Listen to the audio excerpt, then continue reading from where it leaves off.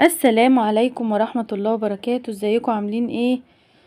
معلش انا غايبة عنكم بقالي كتير، عارفة انكم مفتقديني، بس معلش ان شاء الله الفترة الجاية مش هبعد عنكم ابدا. النهاردة جايلكم في فيديو هو مش جديد، يعني انا مصوراه بصراحة بقالي فترة، يمكن من السنة اللي فاتت ولا حاجة. بس لقيته قدامي فقلت استرجع معاكم الذكريات كده. دي واحة الجراري، اللي في اسكندرية بعد العمرية، بعد البوابات يعني بتاعت اسكندرية بشوية. عايزة اقول لكم مكان جميل جدا ومكان عائلي. احلى حاجة فيه ان هو يعني ينفع شباب بس ينفع اسرة، آم، ينفع للاطفال كمان لان في منطقة العاب، في كيدز اريا. والاطفال هيتبسطوا جدا فيه، غير ان الكبار طبعا هيتبسطوا. الاجواء بتاعته بس كده تحفة قبل الاكل وقبل اي حاجة. يعني في فترة انتظار حوالي، لو المكان زحمة، حوالي ساعة او ساعة الا ربع. بياخدوا الاسم وبتحجز، وبعد كده بينادوا على الاسم عبال بقى ما الناس تاكل وكده. فانت ما بتزهقش على ما يجي دورك، لان المكان زي ما انتوا شايفين القعدة فيه جميلة. ممكن ولادك يلعبوا في الكيدز اريا على ما دورك يجي، على ما الناس تخلص اكل وتقوم. الناس اصلا بتبقى قاعدة بتاكل مش عايزة تقوم. هنا احنا طالعين الدور اللي فوق كيدز اريا، وفي تحت برضو العاب. هتشوفوها دلوقتي معايا. لو وصلتوا معايا للدقيقة دي يا ريت تدوسوا لايك، واللي مش مشترك في القناة يدوس اشتراك، واستنوا مني الفترة الجاية ان شاء الله فيديوهات حلوة. هنا انا مصورة من الدور اللي فوق، شايفين الجمال واساسا اسكندرية يا جماعة انا شايفة ان هي ما تطرحش غير في الشتاء. اسكندرية رهيبة في الشتاء.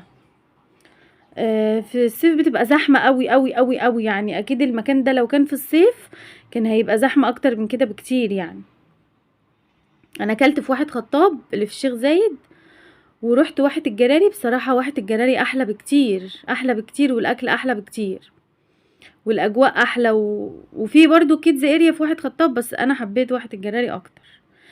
ده كيدز اريا اللي فوق، في زي قطر كده للاطفال اهو اللي قدامكم ده، وفي اللي هو ال يعني هنقول ايه الحوض ده اللي فيه كور وسمك بنصطاده بالسنارة اهو زي ما انتوا شايفين. محدش عارف يصطاد حاجة اهو، اصطادت سمك الحمد لله. وكل وقت تقريبا ده كان ب20 جنيه، يعني طبعا مبقاش فيه الاسعار دي دلوقتي. وفي باسكت كده بتطلع فيه السمك اللي انت اصطادته. يعني دي حاجة بتضيع فيها وقت طبعا، لان بصوا يعني كأنهم بيصطادوا سمك حقيقي، السمك مش راضي يلقط في السنارة اصلا. بيسلي الاطفال بقى بتحب الحاجات دي، احنا بنروح عشانهم اصلا، مش عشاننا. بس عايزه اقول لكم فعلا كبير وصغير هيتبسط في المكان ده. لو انت لو انت رايح مع حد، مع ناس بتحبها وناس بترتاح معاها وبتحب قعدتهم، ايا كان المكان ايه هتتبسط يعني. ده الباسكت اللي بقولكوا عليه بنطلع فيه السمك اهي. الحمد لله سمكية واحدة مش عارفين، دي بنتي عماله اقول لها حطيها في الباسكت ماسكاها، وكانت هترجعها في البتاع تاني، في الحوض تاني.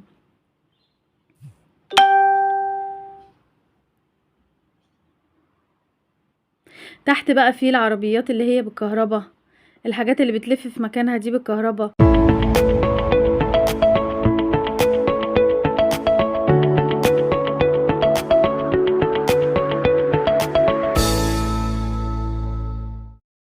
دي الحاجات اللي انا بقول لكم عليها ايه،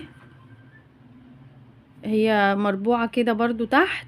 انا نزلت بقى تحت فيها الحاجات دي، الحاجات اللي هي بالكهرباء اللي انا بقول لكم عليها دي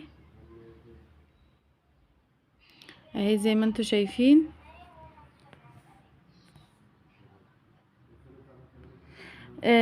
ده بقى المربوعات من تحت اللي هي الاماكن اللي احنا بنقعد فيها وناكل.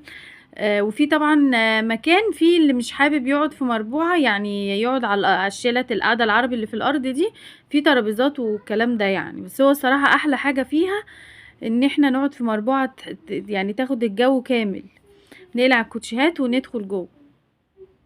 ده المكان كده من بره. دي منطقة الالعاب اللي انا بقول لكم عليها دي تحت، اول ما تدخلوا على ايديكم اليمين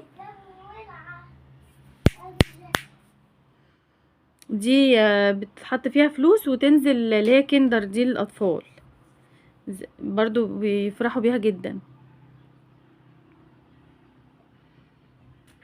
في بقى مكان قاعدين بيخبزوا فيه فطير وعيش، وبيبيعوا عسل وطحينة ومفتقة والحاجات دي.